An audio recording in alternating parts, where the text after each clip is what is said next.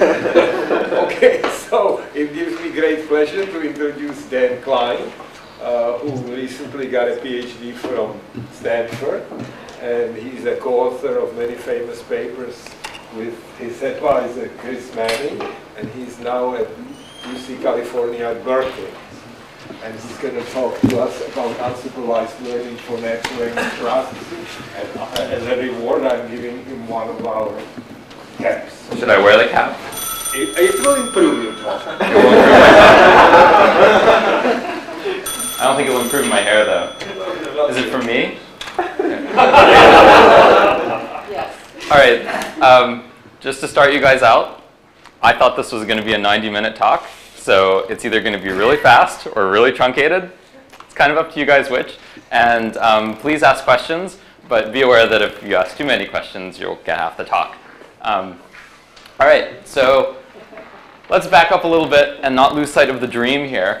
The dream is we would like our machines to process our email, do translation. Whatever it is you're hoping for those robots to do for you, it probably involves communicating with them and talking. And you know, there's some issues here. Do you always want to be talking to your machine? Do you want to be in an office full of people talking to their machines? Maybe not, but you'd like the capability. But we can't do this yet, and people in this room all pretty much know why that is. Language is complex, it's ambiguous, and that's why we all have jobs. So solutions to these kinds of problems, we need a lot of linguistics, we need a lot of machine learning, and we're all hard at work at that. The problem is, for many practical purposes, I'm still stuck trying to enter information to my cell phone by pressing buttons over and over again until I get the letter I want. So there's kind of a gap between what we're trying to do and what Star Wars promised us quite a while ago.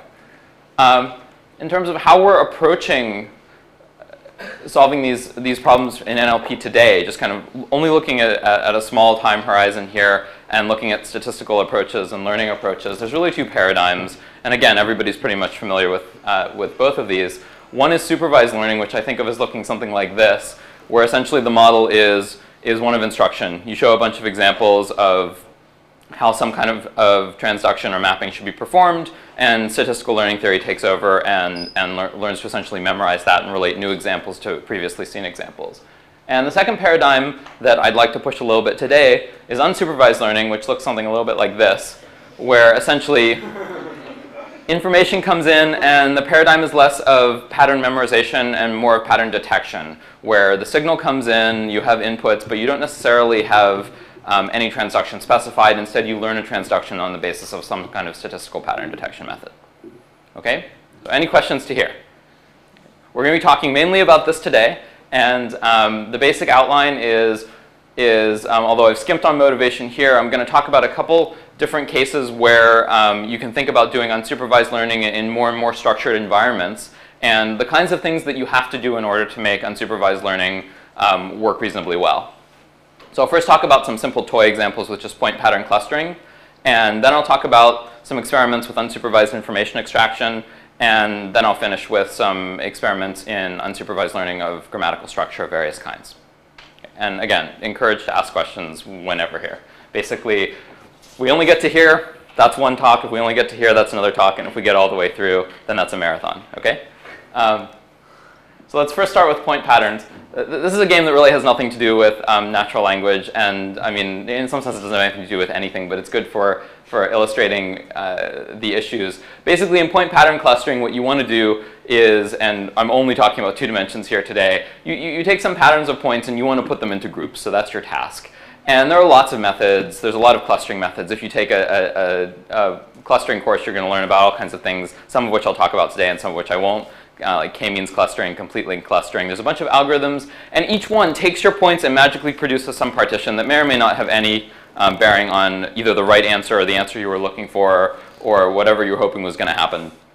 But the important point is different clustering methods give you different results, and you want to know what kinds of clustering methods, what kind of models are going to discover the patterns that you were looking for, and under what conditions. So instead of it just essentially being that you have a huge list of algorithms and then a huge list of results and you just try them all and do some kind of inspection, you'd like to understand in some way what the interplay between the analysis method and the output is going to be. So here's an example, k-means, which probably everybody's familiar with, but you can get the PowerPoint animation anyway. The way k-means works is you start with points. They're shown here in black. And we can kind of look at just the black points and think, oh, there's two clusters, right? There's that cluster and this cluster. We start with means, which are here, the plus and the x. And what happens is the means just go somewhere. And some of the points are closest to the blue mean, and some of them are closest to the red means. Then we do an assignment of points to their closest mean, and we re-estimate the means. So we then say the means are now the average of the points that have been assigned to them. This can be viewed as an expectation maximization algorithm. I'm not going to say too much about it, but then when the means move, that induces a new separation on a new clustering on the space. And we do this iteratively until it converges, or there's a million variants of k-means. So this essentially is a model is essentially a density model. It says, I have these points here, and I'm going to explain why I have the points where I have them by putting these Gaussians on the space. So my points are here, my means are there, and my hypothesis here is that my data is a sample from these two Gaussians, and the whole clustering process is telling you where those Gaussians go. So that's essentially my hypothesis. The model form is then a mixture model, where you have a mixture of these k components. Each one is specified by a mean here, which is a center. That's specified per cluster. And then sigma, which is just some kind of scale parameter that I haven't said anything interesting about here. You can set it to what you like.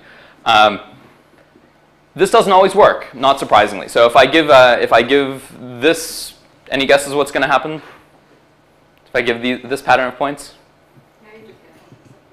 So you might want red and blue. You're probably going to get something like this. And that's because, OK, I might be able to see a pattern. But in this particular model family, the best way to account for the variance in the data is by using the Gaussians lengthwise. How about something like this, where you have a big dense cluster and a really light cluster? Right? I might look at this and say, well, here's one cluster and here's a second cluster. What's going to happen here? Really test your k-means knowledge.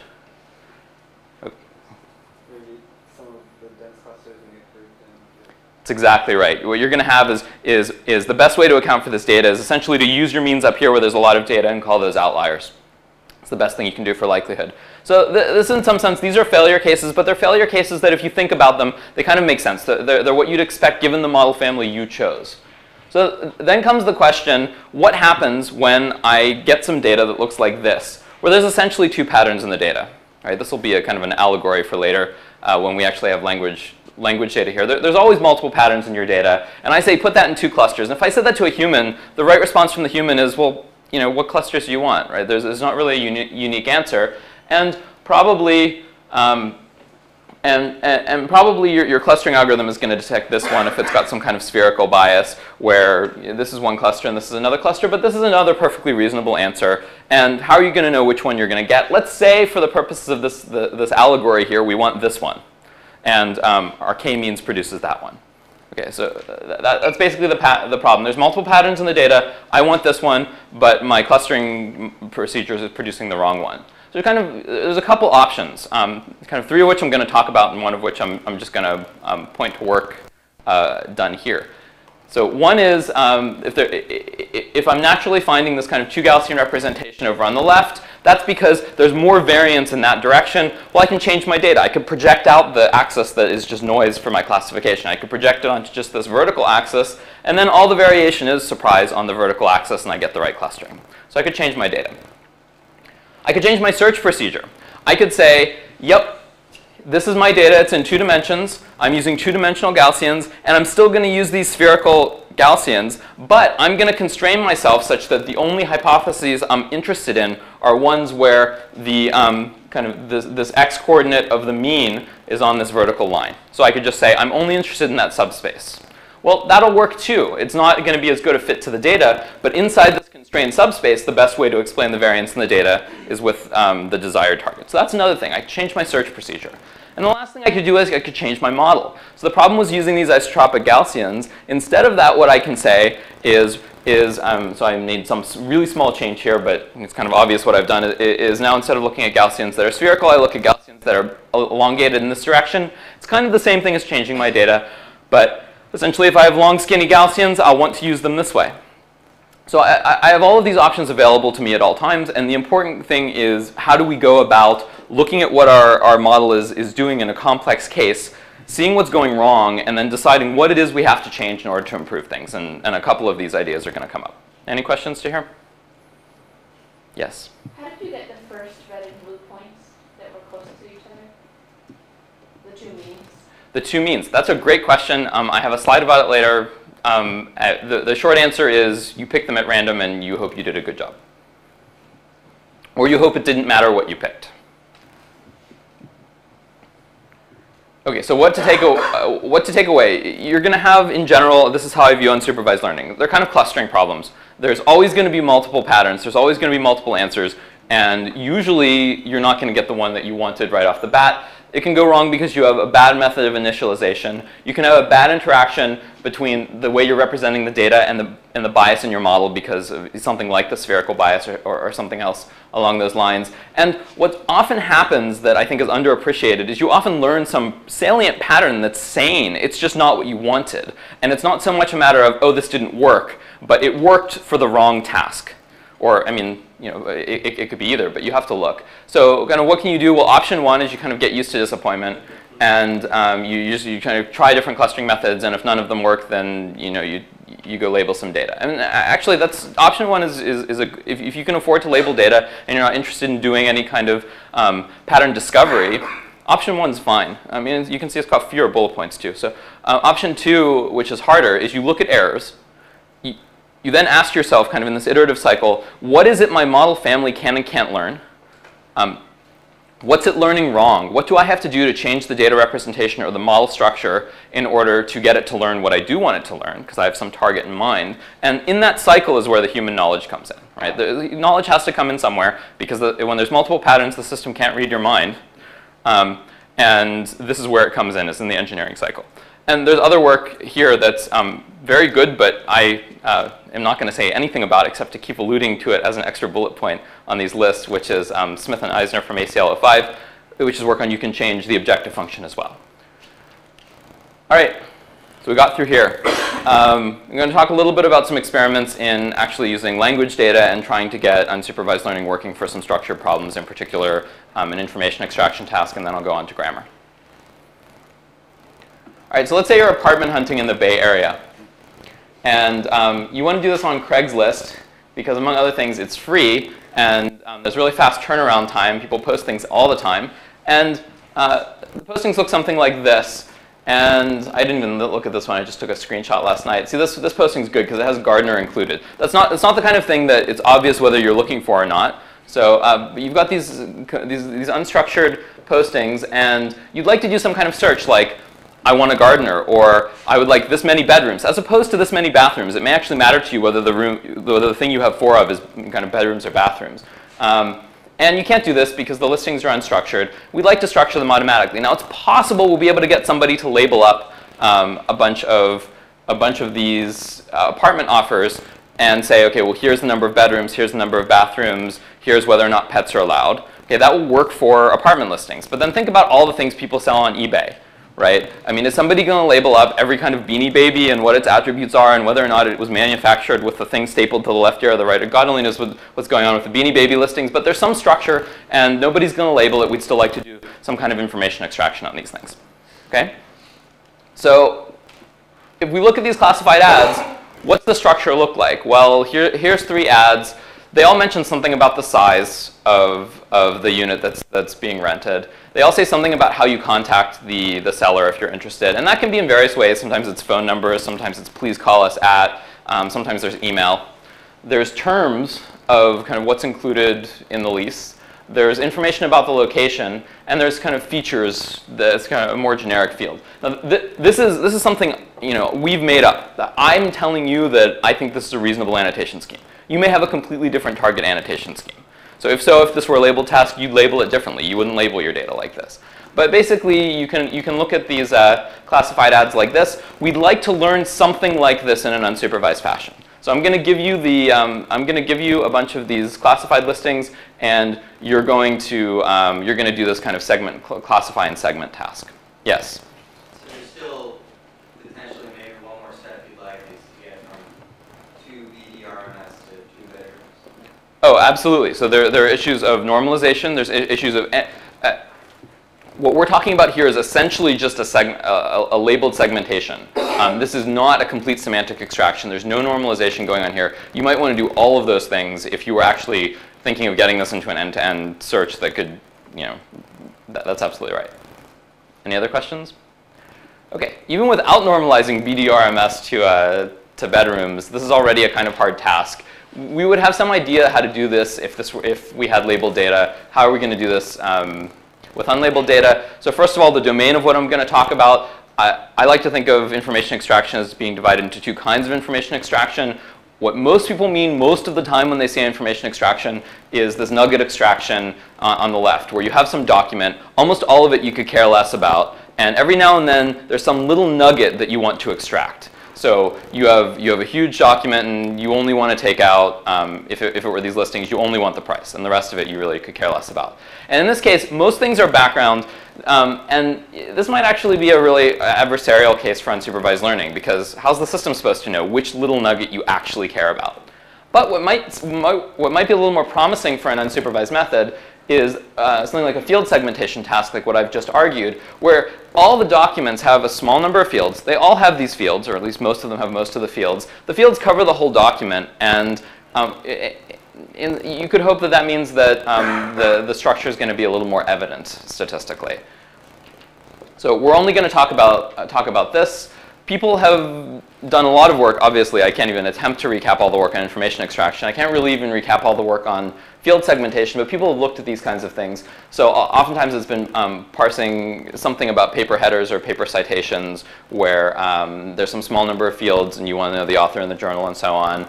And there's also things that you can broadly think of as field segmentation, either being kind of generous or abusive, depending on whether the author would agree with this characterization. But I'm not going to go into the detail of the work, but I'm happy to talk about related work if people have questions. What I'm going to show you experiments on now are two corpora. One is a classified ads corpus, which is a bunch of Craigslist listings that we took, and we downloaded 8,000 of these and took 302 of these and annotated them with 12 fields. Now, we annotated them with what we thought the fields are. You may not agree, right? So that right there, you may not agree with this annotation, but it's some annotation that we think is reasonable, things like size and rent and contact information. And these listings are fairly long. There's also big bibliographic citation data that's available. It's described in McCallum et al. 99. And what we used here is it's 500 citations from 500 academic papers. They're all unique. And they're all annotated with the kind of 13 fields you'd expect, like author and title and journal number. And these are much shorter. There's kind of 35 tokens and a smaller number of fields. Right, so just to get started, there's a baseline. The baseline, I'm going to show you mainly numbers at the beginning from the classified ads task. What's the baseline? The baseline is you say everything's a feature. That turns out to be the biggest class. So you say everything's a feature, and you get about 46% accuracy because okay, all right. So I'm playing fast and loose because I know I have 90 minutes to cover here. I apologize. So how do you evaluate a method like this? Well, if this were a supervised information extraction, one thing you could do, right? This already could cause some debate. One thing you could do is you could take your whole text and you could look at each word and assign each word to a field. And then you could look at how many words you got right. So kind of a per position accuracy. That's not always what people do in information extraction. Often they look at the entire chunk and do something like F1 on the chunks, whether you got the chunk you were looking for. But since this is more of a segmentation task, the way we're going to evaluate it is to look at at a per position level, how many positions were assigned to the correct class. Now, what does this mean in an unsupervised setting? Well, we're going to cheat a little bit, but we're going to cheat in a bounded way that I'm going to explain and be willing to defend. And what we're going to do is, in an unsupervised setting, the system's going to come and it's going to put a label at each position. The labels aren't going to be they're not going to be fields like number of bedrooms or contact. They're going to be fields like 73. And it'll just assign some number. And then we're going to do post hoc a mapping between the symbols that our system comes up with and the gold fields. Now, you could say that's cheating, right? Why don't I just go to each position and give it a unique field, and then the post hoc mapping makes it so that I got everything perfect? Well, that would be cheating, but what we're going to do is we're always going to say that the number of latent states in our model, the number of labels that we can assign, is going to be equal to the number of gold fields. So we can cheat, but we can't cheat much. So you can figure there's a 2% here that you can disbelieve in these numbers. So what this is this is just labeling everything with the same state, saying everybody's in field 1. Well, what's field 1? Well, field 1 is under this post hoc assignment. Field 1 is going to be whichever field accounts for the most tokens in the document. And it turns out there's one field that people tend to blather on about all the features of their apartment because that's the basis on which you rent it. And that's 46% of the positions, and so that's our baseline. Okay. It's not very good, but it's our baseline. Any other questions on this? This is actually very important. If you don't believe the evaluation or you don't understand the evaluation, please do ask. Well, just a comment that this evaluation problem is similar to what some people in speech have been doing with something called speaker diarization. So you record a whole conversation, that's a meeting of 5 people. Okay. And then the task is to chop it up and say, the same person spoke here, there, and there. Another person spoke here, here, and here. And there again, the system doesn't know who the people are. Okay. So the assignment of the system's label 1, 2, 3, 4, 5 to the actual speakers is done post hoc in a most beneficial sort of way. Okay. Yeah, the only catch there is the system doesn't know how many speakers there are. Okay, here the system, I mean, you could think it does or doesn't know the number of labels. If you were really going to use this and you wanted the best results, what you probably do, if there are 9 fields, what you're probably going to do is run it with 35 labels and then do the post hoc and get a little bit of mileage from your cheating and spend an hour with a human trying to collapse these down. But just as a way of doing any kind of automatic exploration, we're going to always fix it to be exactly the number of states as the number of gold fields. Any other questions or comments? Okay, great. So what I'm going to do for the rest is I'm going to describe some models for doing this information extraction task and try to motivate how this kind of iterative design can get you to unsupervised models that work reasonably well. Okay, so one thing you could do, what's the simplest thing you could possibly imagine doing that could possibly work for this task in an unsupervised fashion? Well, you might think it's not actually that hard to segment these fields, right? Just chop them up on commas and periods, come up with some heuristic that you can come up with in under a minute. So you segment in some crude way, and then you have a bunch of little chunks that say things like, no cats allowed, and then you cluster those using some document clustering technique that I won't talk about. So now you have these clusters, no cats allowed, no dogs allowed, and then you assign them to a label in this post hoc way. And then you kind of reconstruct them back into the documents. That's a labeling. It's kind of, you do segmentation, then you do clustering, and you do them independently. It's kind of a reasonable thing to do, and it's a reasonable first stab. And it works better than the baseline. So you get 62% right there. So if you do crude segmentation and EM clustering, you get some value. We can do better, and you think that we should be able to do better because the segmentation and the clustering really aren't independent tasks. We really like to learn to do them integrally. So we'd like to do better. Here's our baseline. Here's segment and cluster, which is kind of our strong baseline. All right. Don't go forward. Well, no, I won't go forward. Yeah. So there's a key step that you're not emphasizing, namely everything depends crucially on your notion of similarity. Right? If it has something to do with what you want, you're okay. If you're not, you're dead. Notion of similarity where? So if you said cluster them. Yes. Oh, sure. These are strings, and I have 2 of them, and how similar or different are they? That's right. So I can explain. In other words, how much word knowledge are you going to let me use in designing this similarity measure? Since it's my baseline, I'm going to encourage you to not think about it anymore and then ask me the question with the actual models I'm going to present where it's very explicit where the word knowledge is. So in practice, just to give you a very compressed answer, in practice the way these were done was by doing clustering with naive Bayes, just a kind of multinomial mixture model, which means what's the word knowledge? The word knowledge is that there are words, right? I mean, and that they're kind of independent according to this particular model. Now what I'm going to do with the structured models is I'm going to start refining that. And a lot of the refinements we make in terms of being a little smarter about how we assume these words came to be probabilistically, we could port back, not all of them, but some of them could be ported back to here and would give improved results here. Right. So what I'm saying is that's where the unsupervised description starts to break down because it's less and less unsupervised. I think a distinction should be drawn between knowledge-free, which is essentially, I mean, kind of you take something off the shelf, you point it at your data, and you kind of don't think at all.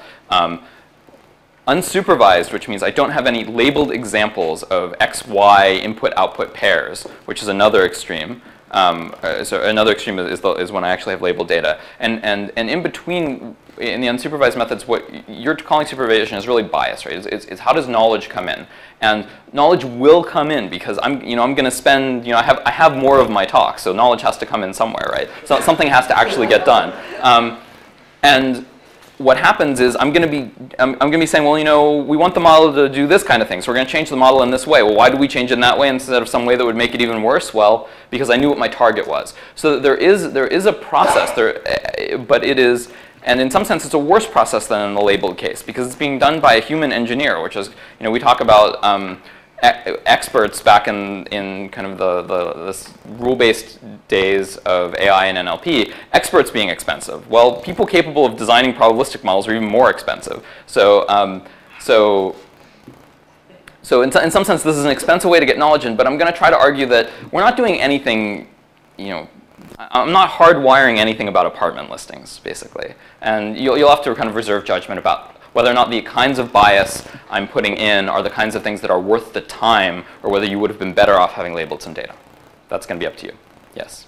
Are you also going to have some sort of a baseline where you are using essentially some person who knowledge engineer a set of very simple rules, let's say 5 minutes time.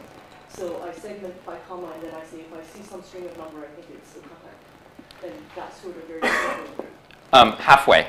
Right, so this is segment and cluster. Segment was done in that way. The segmentation was done using entirely knowledge of somebody who looked at the data. The clustering, no knowledge, and I'm not going to show it.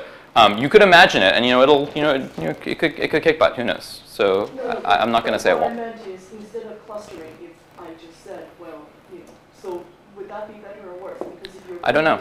Knowledge anyway, then the question is.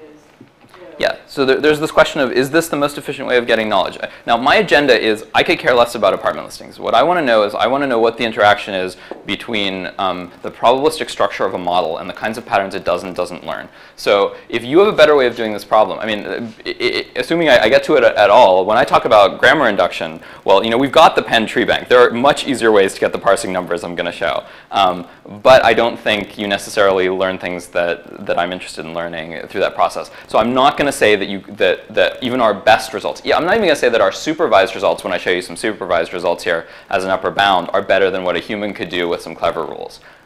I don't know because I haven't done the experiments. I suspect you could do reasonably well, but not that well. I mean, I show you 3 examples and they look like they're not that messy, but they're pretty bad, the data. Any other questions? Yes? Yeah, so when you did this, you know how many clusters you want to end up with because you know how many fields you're interested in labeling. But then how do you assign the labels to each of the clusters? Okay. I thought you were going to ask a hard question, but you asked an easy question. The easy question is, assuming I know how many clusters I have, the way I assign the labels in an automatic evaluation is I just do whatever gives me the best score. I look at a cluster and I just do post hoc assignment. And as long as I don't have too many clusters, that's not cheating. In practice, I would have to actually have a human look at this thing and say, oh, that's the bedrooms field or something. So you do use a pigeonhole principle, meaning if I have labels 1 and 2, and the best assignment to both would have been contact. That's a great question, and it depends on whether you comment 1 line in or out of our code. And I don't know, but I think we did not use that. I think I think we didn't do that. Any other questions? That's across the whole. You pick the best one across every extent. That's right. Yeah, that's exactly right. So it's kind of the minimal amount of cheating that you could do. I tried to be kind of honest. So. Any other questions before I get to slides where you can't assail my integrity anymore? All right. So let's say we want to go about this job of doing segmentation and clustering integrally, where we want to have a model of this sequence that includes some hidden information at each state. Well, hidden Markov models have been around forever. They're a probabilistic model that, as you guys all know, is parameterized by these 2 conditional multinomial distributions. One that relates to how states transition to states, the transitions, and the other that relates to what words are associated with each state, the emission models. So this is a model family, and it's a perfectly reasonable model family to think that I would use for this task. And the reason for that is essentially, if I labeled some data and then I trained a hidden Markov model in a supervised fashion, it would do okay. Now, you could look at this and say 74%, and how good is that? Well, this is a 9-way task, and this is on the amount of data we had, this is what you get. If you have more data, you do better. So the one thing I'd like to kind of get you to imagine is imagine, for the purpose of this slide, that if instead of training on 300 documents to get this number, I trained on 8,000 documents, this number would probably be in the 80s or 90s, but again, who knows? So a hidden Markov model is a reasonable model family for this problem, because if I trained it in a supervised fashion, I would do reasonably well. All right, so there may be better model families, but I'm going to claim that. So let's say we take our hidden Markov models and we train them in an unsupervised fashion. Well, what does that mean? Well, it means EM. Anytime somebody says in the words in an unsupervised fashion, they pretty much mean EM. And we know how to do that. We've known how to do that for a long time. So we do Baum-Welch to train the HMM. We fix the number of states to be the number of fields. We do kind of uniform initialization on the transitions, a little bit of noise on the emissions, and we let this thing chug and we let it fit the data, and it comes up with some point in the space of the hidden Markov model parameter space that is a local optimizer of the likelihood of our data. Okay, how does this work? Any guesses?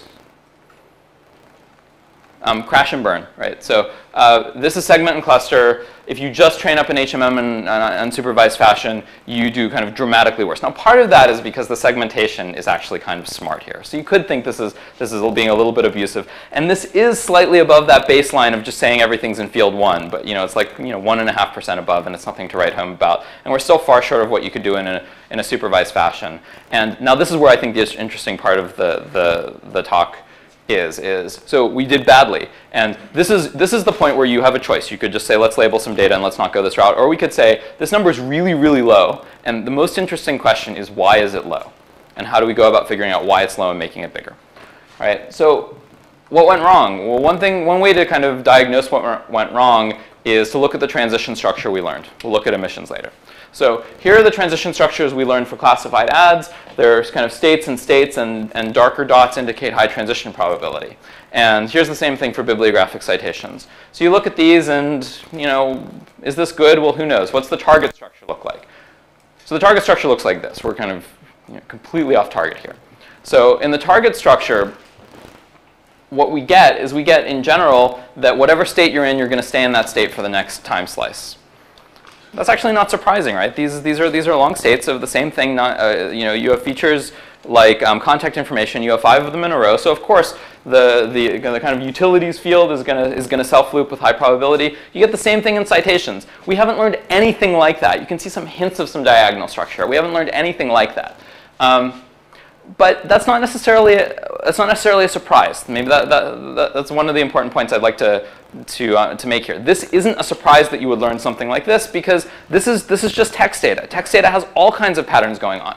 One of them is part of speech, right? Text data has parts of speech. What do parts of speech do? They jump around kind of crazy. Every word is a different part of speech from the previous word. It's kind of a rapidly mixing, rapidly transitioning Markov process. And there are so many processes so many linguistic and otherwise processes on text that you could describe using a hidden Markov model. What's to make you think you're going to learn that one rather than this one?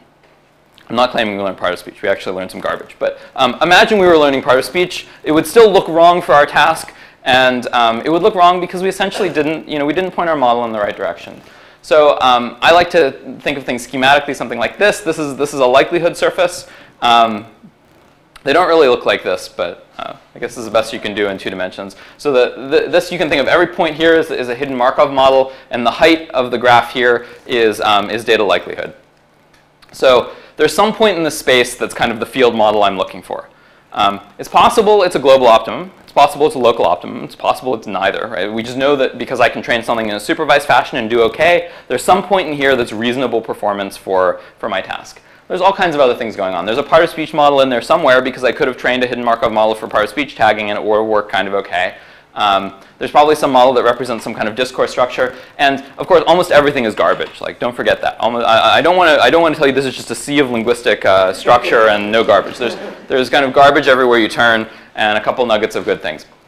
So we didn't learn what we wanted. How do people affect what they learn? Well, one way is by kind of doing some kind of smart initialization. If I start here and I hill climb, I'll get some garbage. But if I started here, I'd get some parts of speech. And maybe if I start kind of over here, I'll get the field structure I want. So one way you can kind of prime these things is by how you initialize.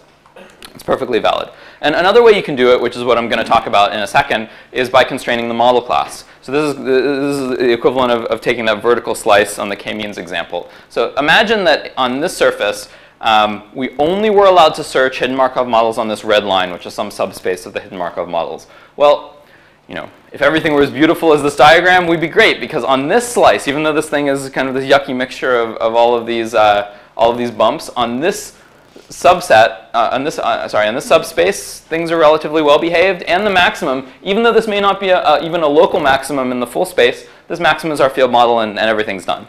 Okay, so if it were just this picture, it'd be really nice. But we can essentially get mileage out of exactly that picture and exactly that kind of constraint. So I look at my task and I say, what did I do wrong? I wanted to learn diagonal, a kind of a diagonal slow mixing, often self-looping transition. Well, I can do that, right? I'm in complete control of my model. Rather than having a transition matrix that's parameterized by a whole big matrix of variables, okay, I mean, kind of the simplest thing that could work here is I say there's some scale parameter sigma, and I self-loop with that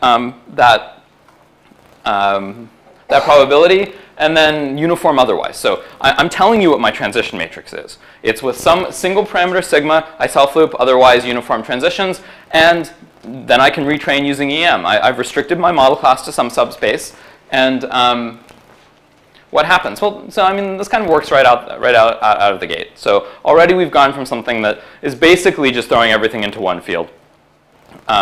It's not that it actually throws everything into one field. It's that, I think this is the pigeonhole question, the best post hoc assignment is to throw everything into the largest field. Because essentially it's learning noise, and then as soon as you basically point it into the right kind of, the right subspace of hidden Markov models, you do reasonably well. So what's interesting here is I have this one parameter I can fiddle now, right? I have sigma. It says something about the scale of the structure I'm looking for. And as I change sigma, I'm going to learn, you know, I run EM, and there's still some non-determinism involved, but I run EM and I get some result. These are averaged over, I think, 10 runs. That's not true. These are averaged over 50 runs. As I change sigma, you can see a kind of an interesting thing in the accuracy for these classified adds. The accuracy kind of tanks. It's down at this baseline level when sigma is too low. Right? Essentially, when sigma is too low, it's just a uniform transition matrix. And the thing that will hold it to the I don't know how many categories is the probability of W given X, right? yes. And it will learn which words are characteristic of which thing. Yes. That's right. That's right. Tell it anything. That's right. The transition's worse than before. I mean, when sigma's down here, it's telling it. Except that it stays in the same. Well, it does here. Yeah. It says cluster words. Yes. Yeah. What it says you have this process that's sticky. It's kind of sticky word clustering, but the segmentation is done integrally in that, right? It is better than a segment and cluster. Okay, so you know maybe this is just obvious and I shouldn't belabor it, but as the scale of the problem kind of increases, you suddenly start getting enough self-loop probability that you can get a hold on your clusters, and you get reasonable, you know, more than baseline numbers here. The peak is up here at about 0.9. That basically corresponds to the length of these fields, right? It's saying the fields are about yay length, and you know, that's what you want it to be. Down here for citations, it's again very abrupt, that if your self-loop probability is so low that you don't prefer self-looping, you learn garbage, but then as soon as you prefer self-looping, you learn something reasonable. And in this task, the fields are in fact quite short. Okay, so it's still not great. It's still at something like 70%, and we want to do better. We can look at our emission models too. So here's the emission models from a couple of these states, the most common words emitted from those states. And well, this is actually kind of reasonable, right? Deposit, pets, rent, and the other one's large living kitchen. Right? It's not crazy, but you know, I could point at things that I don't like about it. Like a lot of these emissions are wasting a lot of time modeling common words. Now that may not be bad. If the common words are the same in all of the states, who cares that it's modeling them? It's only bad to the extent that there's variance in the common words that is being kind of accounted for using the wrong mechanism in my model. So which I can show that happens here by making the change I'm going to describe and then showing that it improves things. So what I can do is I can say, well, I see a lot of common words in these emissions. What if I kind of used a hierarchical Bayes estimator instead and said that the way I'm going to get words here from my state is with some probability I emit a word that is common to all states using some shared hierarchical emission model here. And then with the rest of my probability, I'm going to emit a word that's local to the state. Okay, this is just linear interpolation. I said hierarchical Bayes at some point, but this is just linear interpolation, except that I am also going to learn this. Right? That's not just going to be the average distribution. Okay, so I can do this, and let's say I'm chugging along in state 5, emitting these words. Now I also have the option of either emitting them from the distribution associated with state 5, or I can emit them from the common distribution. And for different words, I'm going to choose a different level in the hierarchy based on whatever, this is done automatically based on whatever makes the data likelihood best. And then you get things like this, which are much more interpretable. Right, that's not necessarily a win if you care, and you may not care about interpretability, but certainly these things are more interpretable. Right? They're these kind of clean lists of words that really do kind of make sense and are thematic. And you'll see that there are still words that are kind of function words that show up, like at shows up in state 5. But at really is characteristic of locations, because that's how people describe these locations. All right, does it help? Well, 1%. But it makes things interpretable. What helps a lot more is the following. You look at errors and you say, what's my model doing wrong now? Well, this gets to the comment that essentially this is just kind of clustering words in Windows, and there's not really any model of segmentation. You do things like this all the time. Right? We know about schools and parks. They go in the purple state. We know water goes in the utility state. But this word paid, well, it kind of gets taken along for the ride because we don't know anything about the word paid. What we really want is we really want to have some kind of model of boundaries, because in our data, the boundaries are very salient, but we're not representing them in our model. So we change our model in a very minor way, where essentially, instead of just chugging along in a state and then transitioning to another state, there's a rule that says, with high probability, and we can learn that probability, that when you go from one model to another, you pass through a dedicated boundary state, and then the model, when the model is like that, it's going to learn what's characteristic of that boundary state. There is not a self loop on the boundary. There is, but it's not associated with sigma. Yeah. Okay, and this helps again another boost. And so I could kind of talk a lot more about what errors are left, but basically, to summarize, you get kind of the baseline model, and a naive HMM induction doesn't work much better than baseline. But if you kind of go through this process of looking at what am I learning, what is it about my model family that's allowing me to kind of lock on to these patterns? And the big one here is the diagonal bias. I'm locking on to fast-moving patterns. I don't want that. I constrain my model family. I change my estimator. I enrich my model, whatever it's going to take. And in each of these cases, that gave a kind of an incremental increase. And now we're getting to the point where we're doing about as well as the supervised system. But remember, the supervised system here isn't trained on on much data. Same thing with bibliographic citations. We actually do a little bit worse here. And the big reason we do worse is because the field lengths are much more variable in length. Okay, any questions on this? So you have the same amount of data in the unsupervised case as you do in the supervised case, or are you throwing more data at it? For these numbers, it's the same. You can throw more data at it. You do get increases. And in fact, you can beat this number. But it's so unfair to show that, because if you had that much more labeled data, that'll be like 180%. But yeah, yes. I mean, what if you went and pulled... These things plateau. I mean, it is true. So it would be nice to know where the plateaus occur. This is an important point, and I've given enough talks about unsupervised learning of various kinds to know that I should say this very clearly. Models which are able to learn the right structure are usually straitjacketed in some way. So you do something like this diagonal bias that says, no, I want this pattern, and then EM does the right thing. Basically, EM will always do the right thing if you give it no choice. And by the time you've straitjacketed that much, often what you find is your model capacity is so diminished that you do plateau. You get a bunch more data, but you aren't actually capable of using those parameters. So an open question is, how do you go about building models? Is it some kind of incremental learning? How do you go about building models that have the capacity to exploit large amounts of data in the way a supervised method would, but don't get distracted by their own capacity? Right? There's this trade-off that when the capacity gets small enough to learn the right thing, well, the capacity is small, and you plateau. Any other questions here? Let me see how we're doing on time. All right. We could pretend these are just the talk conclusions. We could just stop here. So basically, field segmentation problems are the kinds of things you could imagine showing up in other contexts. But the important lesson here is naive EM fails to learn the target structure. But there are kind of these processes we can go through about looking at what's being learned and adjusting our model or our data representation or our estimators, and kind of we can really do all three in order to improve things. And so far in this part of the talk, I would say that the takeaway message is that EM will do the right thing if it has no choice. And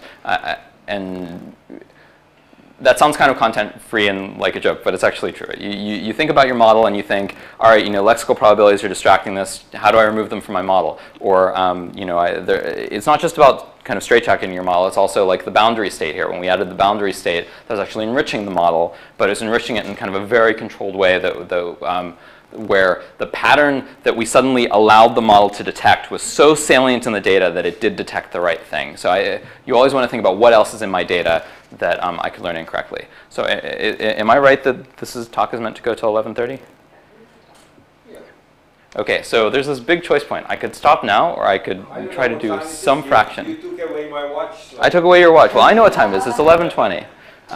just keep going. Keep going. All right, so I'm going to barrel on. I'm going to barrel on quickly. So we all know what parsing is. There are various kinds of parsing. I'm going to talk a little about dependency structures that look like this, and a little bit about phrase structure parsing. So there's the thought experiment. And some of you have, I think, seen part of this talk before, so you know this thought experiment. Thought experiment is, I give you a bunch of sentences like this and say, learn the dependency structure automatically. I'm going to lock you in a room with sentences. You're going to draw arrows like this that link up subjects and their or verbs and their subjects, verbs and their objects. And so what occurs to you is most likely an early thing that will occur to many of you is something that's occurred to many people, which is, let's find pairs that have high mutual information and link them up. Right? It's a good statistical test, and it's going to give me some structure.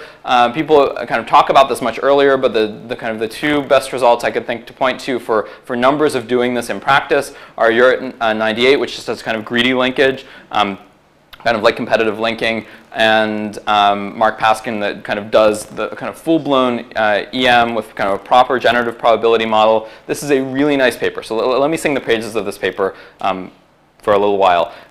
What Mark does is he built exactly the right generative model for this kind of structure. He trains it on 30 million words of Newswire, kind of all the Newswire he had available on a Beowulf cluster. He trained this thing for running on like 500 machines. He trained this thing for about a week and a half. Right? Massive data, massive computation. Okay. And then structures come out. They look like this. How do you evaluate them? The way we evaluate them is by taking a golden quotes, either ignore that or you know what I mean, golden quotes dependency structure, and we check to see how many of the arcs are correct. So how's that work? Well, Mark gets 39.7%, right, using this kind of beautiful model, tons of data, tons of computation. There's an easier way to get 40%. Right? If you just link things up at random, subject to a non-crossing constraint, you do better than that. Now, this is where you kind of have option one, which is kind of give up and say something's just horribly wrong with grammar induction. But the other option is, look, if you did something that was basically sensible, and you did it right, and it does worse than random, something is going on. So the most important thing here is not that it didn't work, but to figure out what happened. So what happened here? I mean, the biggest thing that happens is if you get a sentence like this, the high mutual information is going to be between the nouns. Just kind of global fact about language, the nouns and sometimes the adjectives and any numbers are going to have huge mutual information. And so you learn to link up kind of the subject and the object. Well, that's always the wrong thing to do. It's worse than random. If you're doing randomly, you'd sometimes do the right thing. Here, you're always going to do the wrong thing. And again, that's kind of important. That's where these terrible numbers are going to come from. Here's one from the Pentry Bank. Expect brushbacks, but no beanballs. You link them up. Well, is that the right thing to do? Well, it is a little murky because we're not sure what we're doing with coordination anyway. But they've only occurred once, and they occur together, so they get linked up. Doesn't matter whether there's any kind of grammatical relation. They're just syntactically correlated. There's all kinds of reasons you can be syntactically correlated other than grammar, and the biggest one is topic, and that's not what we were looking for. So here's a new year begins in New York. We'll come back to this. It's learned actually the right thing, which is new and York go together, but it's kind of indiscriminate about it. This is a different problem from these, right? This is the problem that there's a trend in my data, topical correlation, that I'm learning that I didn't want to learn. This is a valence problem. We'll come back to it. So one thing you could do is you could just do the same game of linking things up that have high mutual information, except do it with word classes instead of words. Then we wouldn't be able to learn that Congress and Bill have high mutual information. We might hope to learn things instead like verbs and prepositions have high mutual information. And you do the same model with word classes. And then you realize that Carroll and Charniak did it in 1992, although they didn't realize they did it. And they did some things that made it even worse. But you clean up their stuff a very little bit. This breaks random. So you think, well, that's good, right? So already this shows that you bleach out the information that you didn't want, you get some improvements. The problem is, if I was interested in low computation approaches, I could have just linked every word to the previous word, and well, that would have worked better.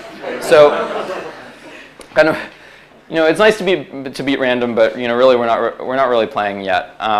This is still too simple a model. This is just saying link up parts of speech that are commonly co-occur. This really isn't going to give you much.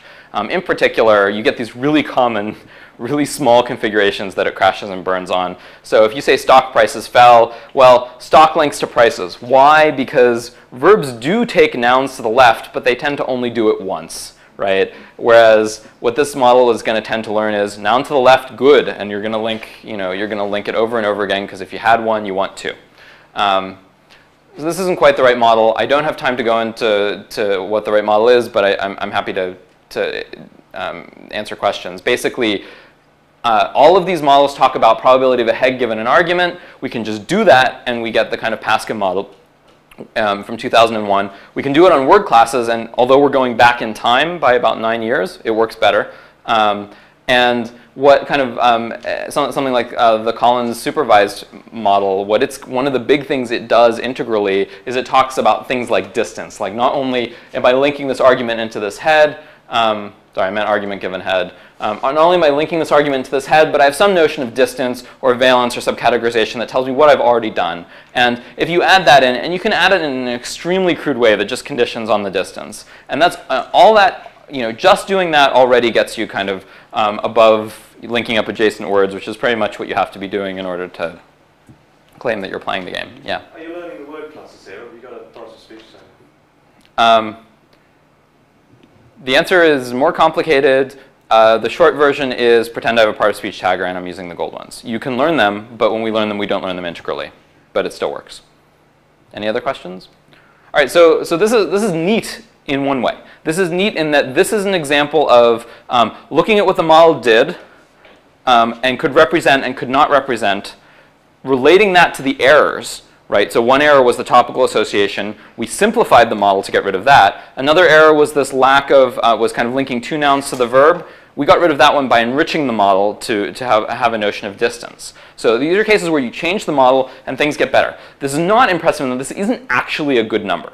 Right, so that's why there's lots more of the talk, although we probably won't get through all of it. But that's what I want you to take home, is not, great, we're ready to replace all of our supervised dependency parsers. I want you to take the process away.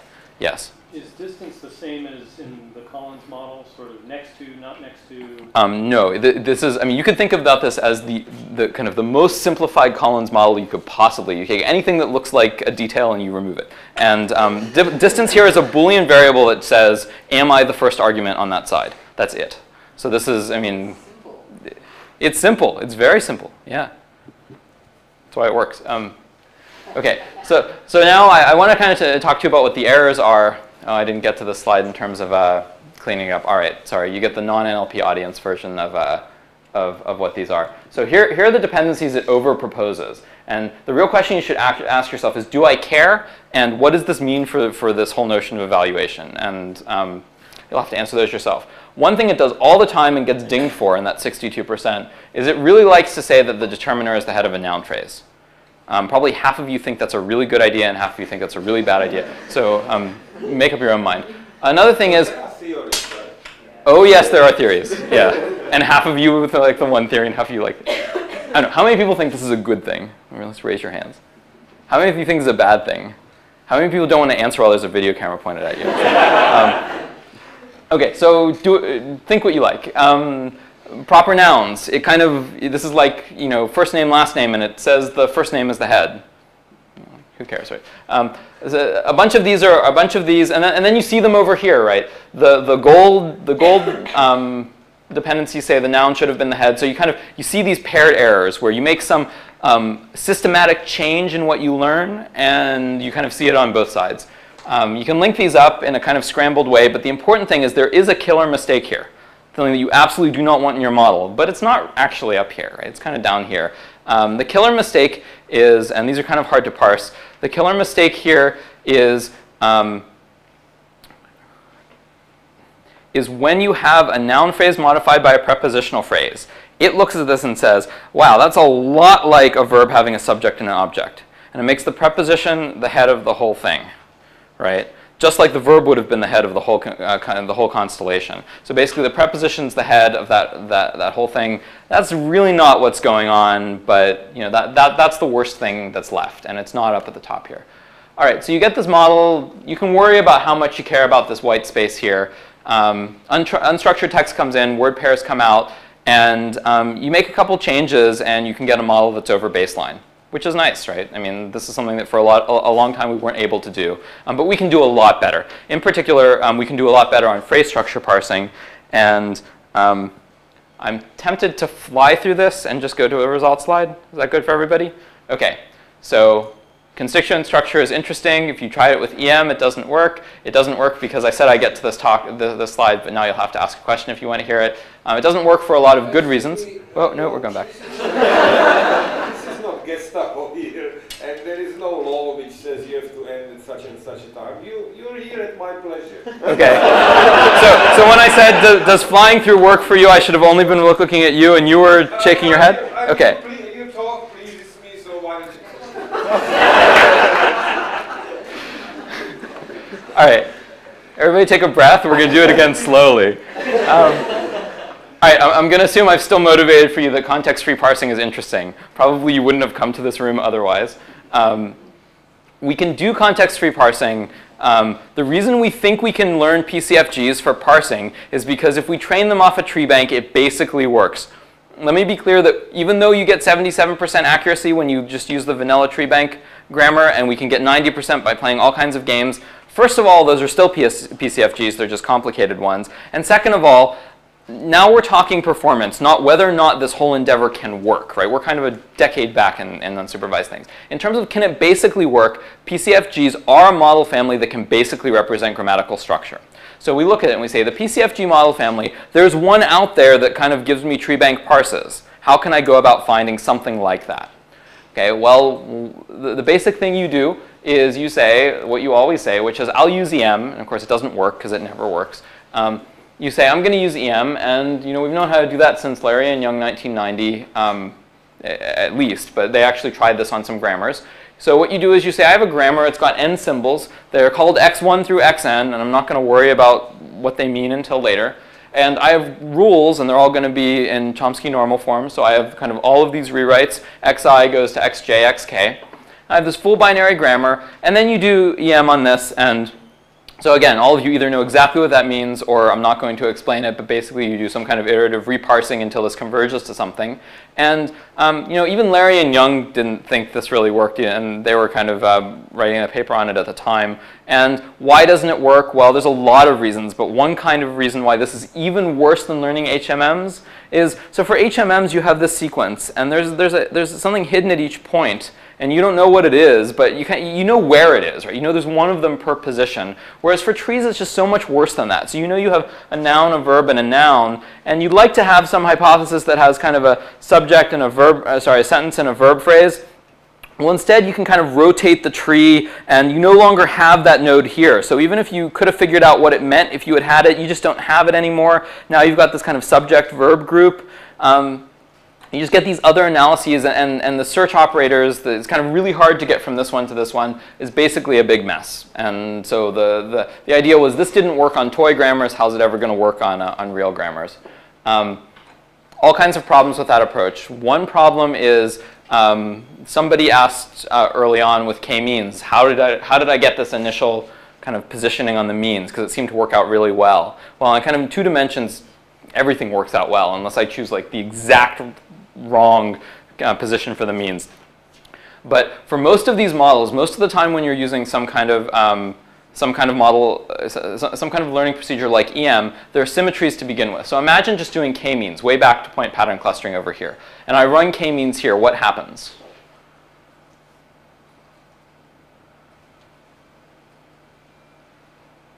No idea?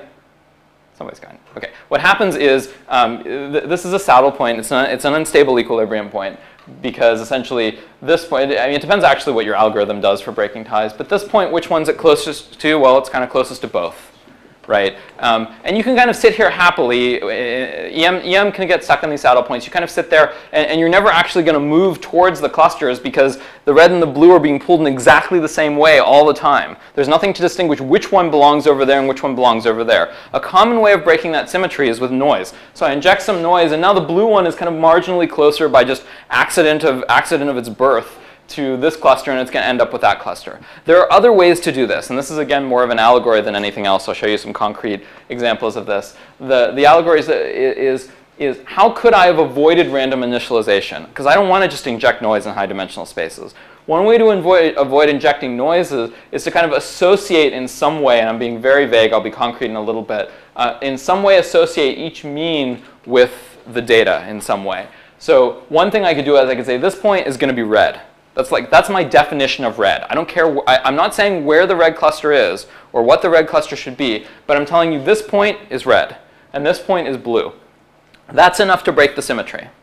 Okay, so this is injecting a small amount of prior knowledge that's doing the symmetry breaking. Often we can do this structurally so that kind of the inherent meaning of the symbols is different.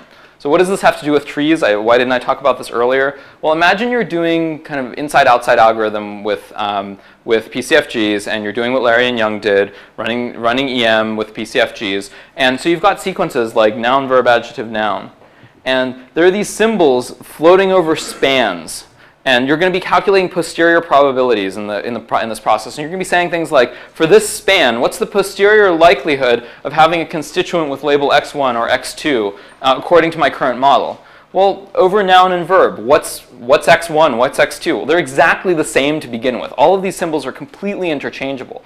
And now, if I inject some noise, suddenly the symbols will mean something, but they'll kind of mean something random, and it probably will go badly.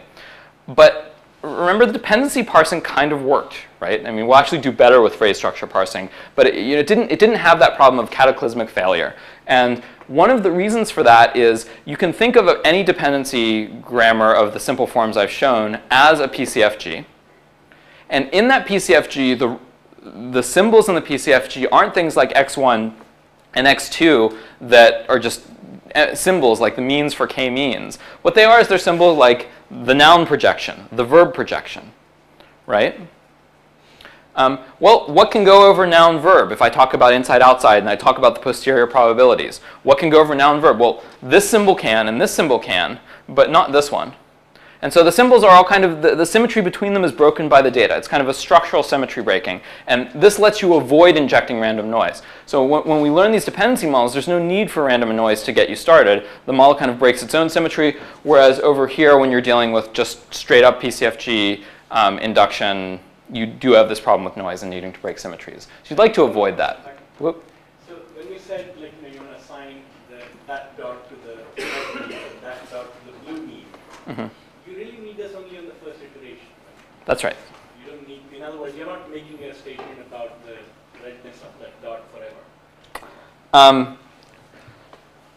Like all parables, we can argue about what exactly it means. You're right. For k-means, literally, all I have to do is do that in the first iteration, and then I can relax that constraint. For example, two dots from that cluster, call one of them red, call one of them blue. And as long as you let it go in the second iteration, it will still work. Yes. So if you were wrong in this, you might be better just letting go. What I was trying to allude to is, down here it's actually the opposite. We don't actually specify, in the dependency case, we don't actually specify something like this bracket has this label. What we do is we kind of say, it's the opposite, it's structural. We say this symbol is kind of compatible with only these data points. And so you can think about it that way, saying it's not a statement about this point, it's a statement about this mean. Basically, this mean isn't permitted, so we can think of it as the blue mean is not permitted to be assigned to this point. It's kind of a different way of thinking about it. For k-means is really equivalent, but here is actually something different. One would look like partial supervision. or some kind of bracketed constraint. And the other one looks actually like an inherently non-symmetric model. Any other questions? Okay, so in this game of PCFG induction, we all know how to evaluate trees in general, but since we're dealing with systems that are just going to say, here's a tree, and there might be some crazy labeling about whatever the model thought it should call these, call the symbols at each node, a nice way to evaluate unsupervised parsing is to ignore the labels and just look at bracketing, unlabeled bracketing. Now, there's precision in recall, but since in practice, some systems, in practice, systems vary widely on whether or not they propose full binary trees, but the tree bank is not fully binary. One thing you can do in order to get your numbers to go from 0 to 100, which is the best justification I can give for this, is to only look at recall. Right? So what does it mean when you only look at recall? It means you always guess binary trees, and your precision numbers are worse than your recall numbers. Okay, full disclosure. But I'm only going to report recall numbers here.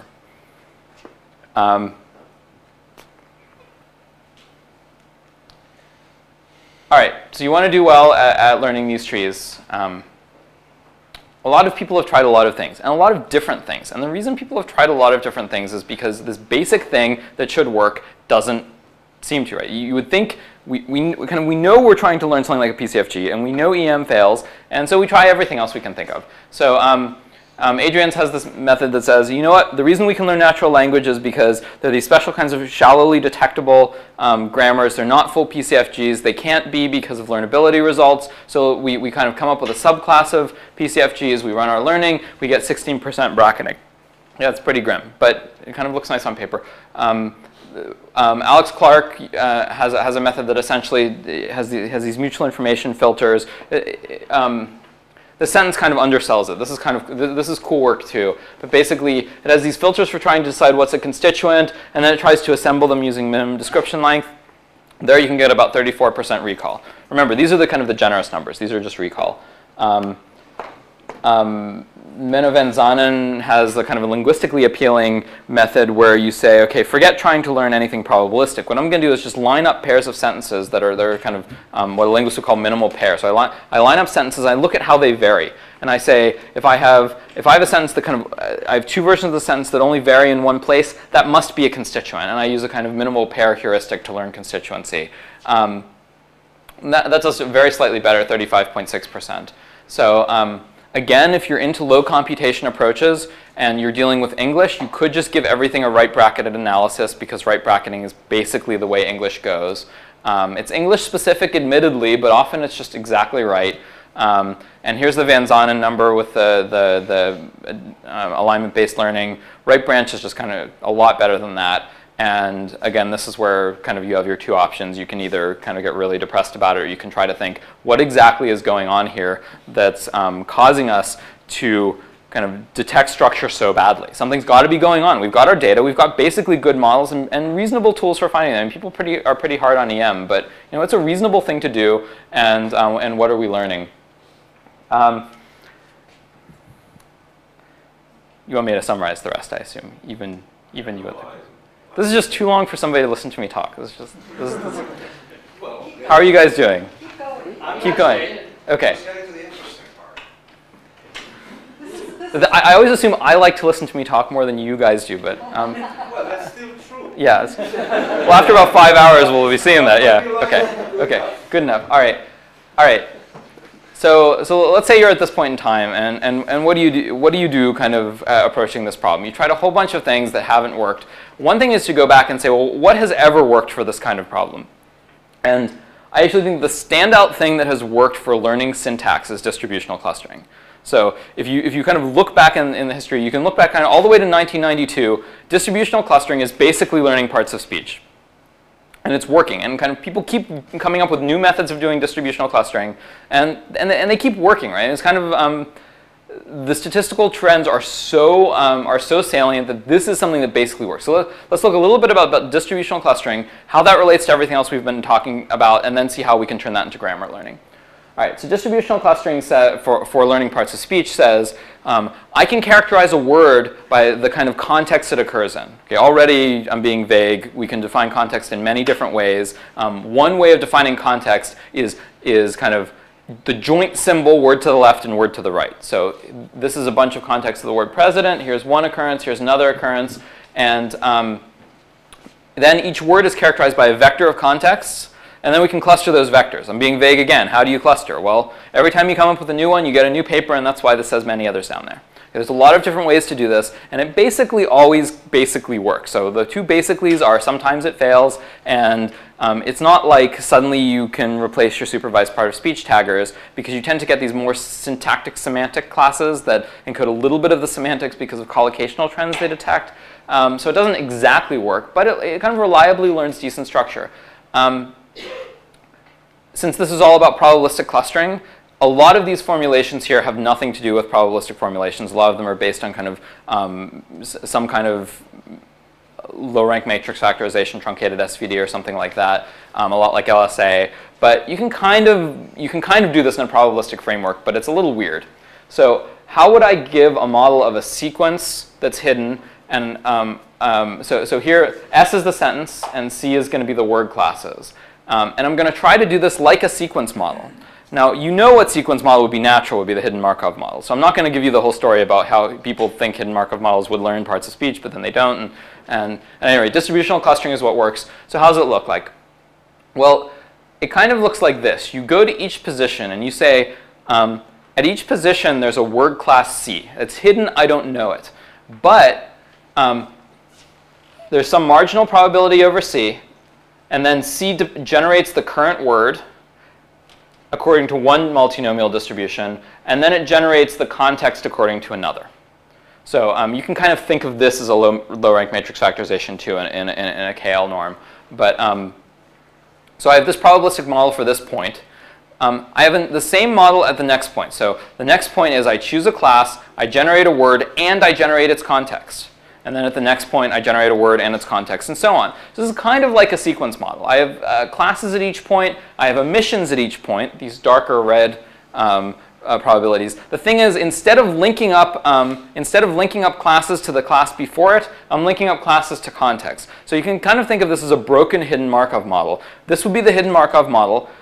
What's broken about it is I'm generating everything 3 times, right?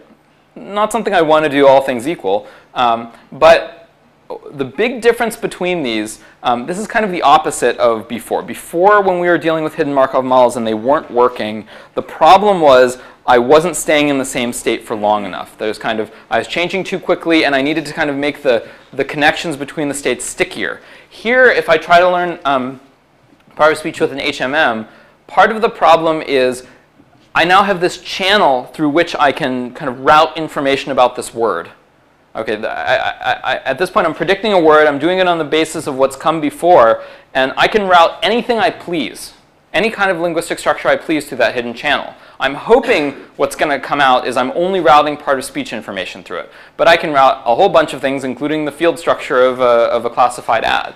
So what this essentially does here is it breaks those links. It says, rather than a sequence model where this decision could be made on the basis of the entire history in any way you please, it says you have to relate it to the very local context, which forces you into descriptors that look more like parts of speech.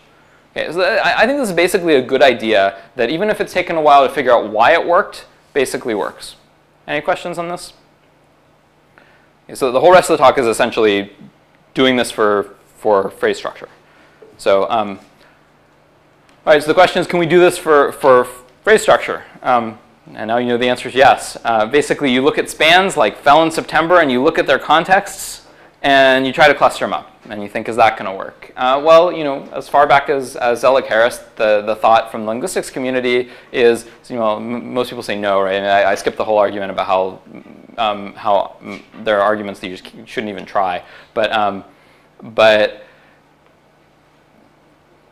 in principle, you might think you'd be able to do this. The problem is it kind of works in exactly the way that word clustering works, right? I'm showing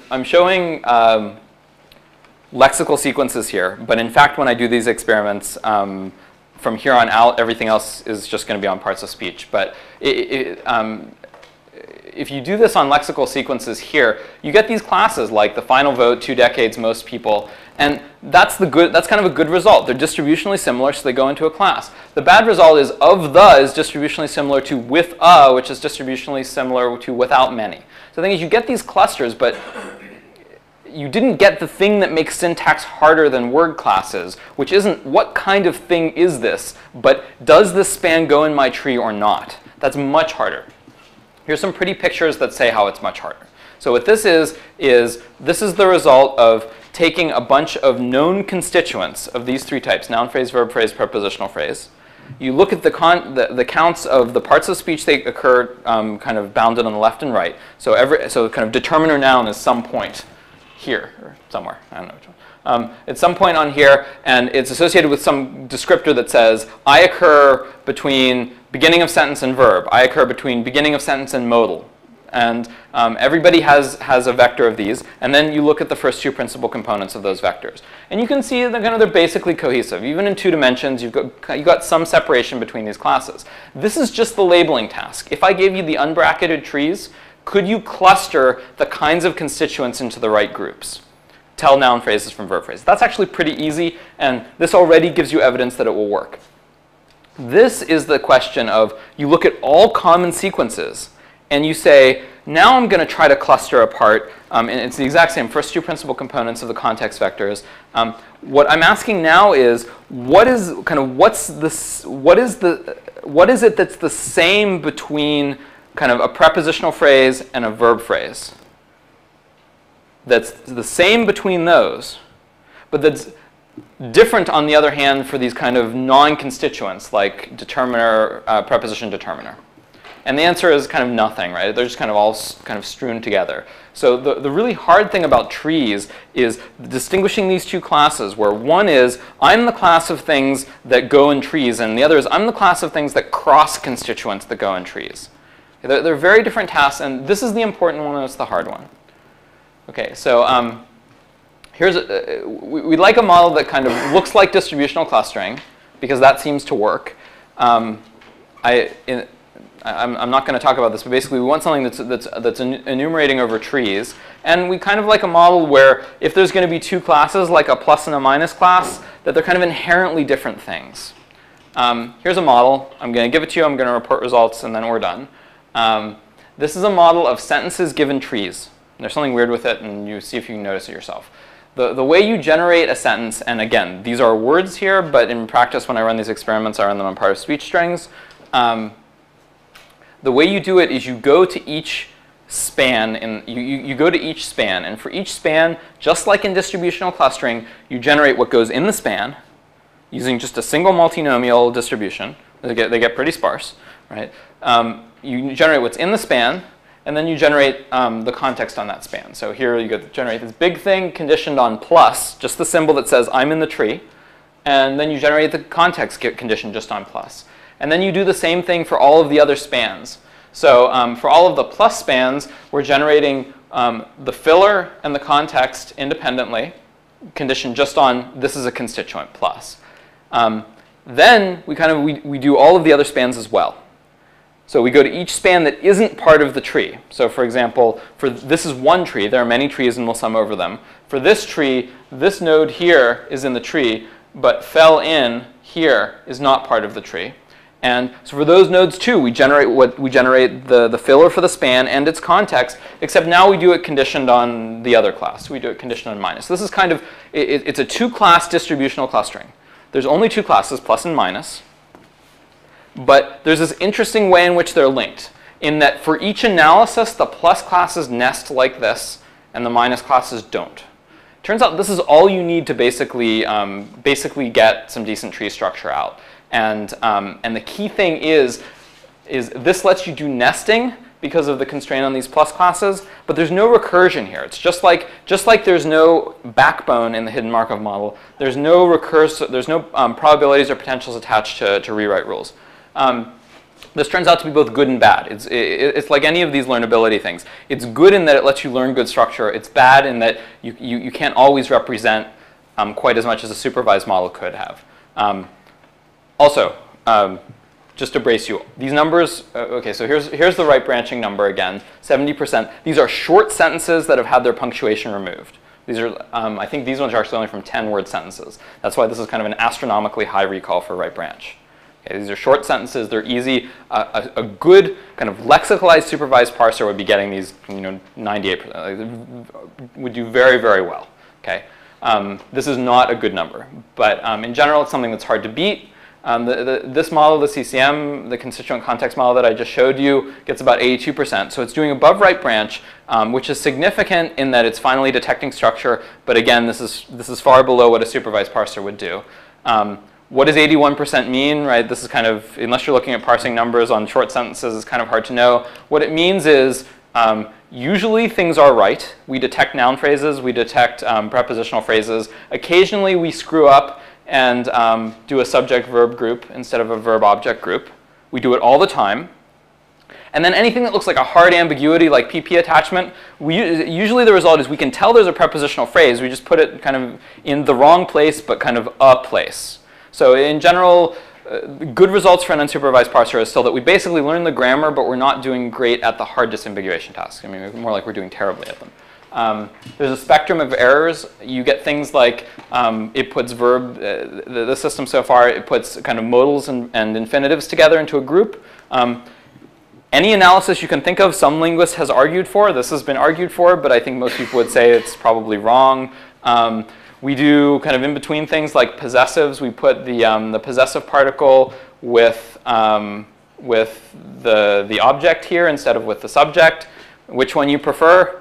There are theories, right? And then we bracket inside noun phrases. I mean, this is just clearly the right thing to do, but as anybody who spent time with the tree bank knows, it was a policy decision to not do that. So you get dinged for all of these, although this one you'll only see on a precision number. Okay, so what happens when you put these guys together? I won't say anything about how you do it, but you kind of do it in the simplest possible way. The dependency accuracy doesn't actually go up very much. I don't know how much to trust these numbers, right? It's too easy to do something completely different that's still reasonable in dependency, and the goal dependencies aren't always right in the first place. In particular, we have no idea what we're doing with coordination, but it gets a little better. I mean, be happy about that if you like. You can get a substantial improvement from adding the dependency model we talked about before to the constituent model on constituency. So I think that's actually the evidence that this is an important combination, not anything up here, but the fact that when you put them together, you start doing much better on the constituency. If I train a supervised PCFG on these sentences, so this is the naive supervised PCFG that is just the kind of blind rewrites, just a tree bank grammar, no lexicalization, no binarization, no smoothing, only trained on these sentences. So this is not, this is not state of the art, but that's actually only getting about 92.8. So actually, this is on the test data, or here there's no distinction. Here this is a 90-10 split of this data. Yeah, you could worry. These aren't. They're on the same bit. I understand the first thing because it's not supervised, so yes. There is no distinction because it learns it and all that. So what's the 92.8? This is you take the. Is it tenfold internal cross-validation? No, this number is not done in kind of the most ironclad methodological way. This is a single 90-10 random split of this data. 1/10 the size of the data. It is training on 90% as much data as this and testing on 10%, a random 10% subset. The testing is the 92.8. The testing is the 92.8. But it could be that I happened to choose the hardest 10% and it was a bad split. I didn't do cross-validation for this number. This is also, all right, what does it mean to go from 81 to 88? Basically, kind of your subject verbs go away, your modifiers go in the right place. And I would broadly characterize this change as, at this point, most of, I mean, there's still some kind of just things that are wrong. You've learned them and they're just not right and they're always wrong and you would always want them to go away. A lot of what's left is the fact that there are ambiguities, and this model is so simple that kind of it has no way of, it's not lexicalized in any way. There's nothing complex. There's no recursive structure. It's just not capable of actually resolving the ambiguities. But what it's done is detected the grammatical structure in a broad sense, which is kind of a different goal. How general is it? So here's English. These are the times where I show you the lowest number and the highest number, so so you kind of get the whole contrast and go, wow. This is English. You can do it for German. By the numbers, it works slightly better. This is worse, right? I can only justify that by showing data. This is slightly worse than this. Chinese, it's pretty grim. I will point out that even supervised parsers tend to have double error rate, but this basically, it's not working all that well. Part of that is because of the part of speech choices in the Chinese tree bank. We just use them. The parts of speech are so deficient that there's almost no structure that you can detect with just the parts of speech. But what's interesting is the dependency models are still improving with the combination, and they're not so much worse than the English dependency numbers, even if the constituency numbers are terrible.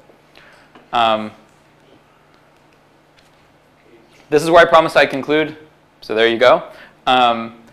Basically, the arguments I'd like to make is you can get these unsupervised methods to work, but in order to do that, you have to go through this process of starting with a model, seeing what gets learned, looking at things like my transition structure should have looked like this, and instead it looked like this, and then trying to think, what do I need to do to my model to either enrich it or blindfold it in order to get it to do the right thing, because blindfold is wrong. Put blinders on it.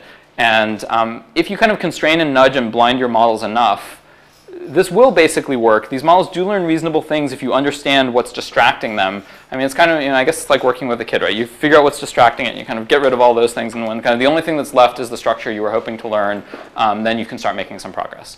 So that's it. Thank you so much for being here for like a double talk. I appreciate it, and that's it.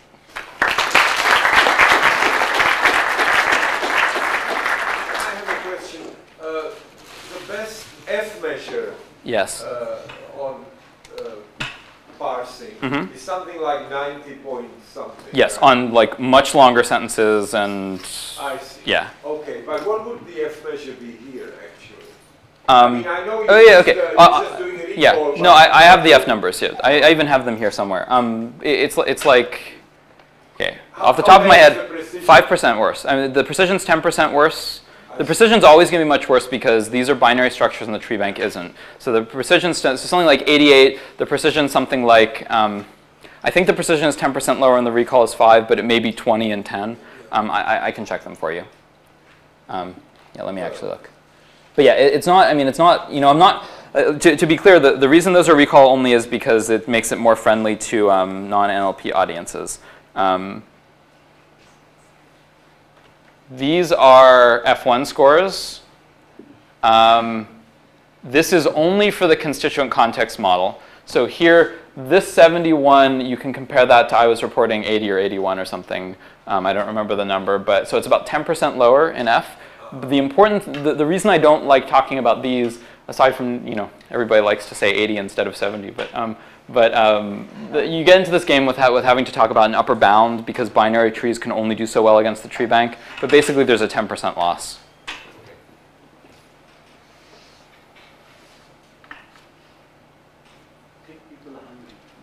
Excuse me?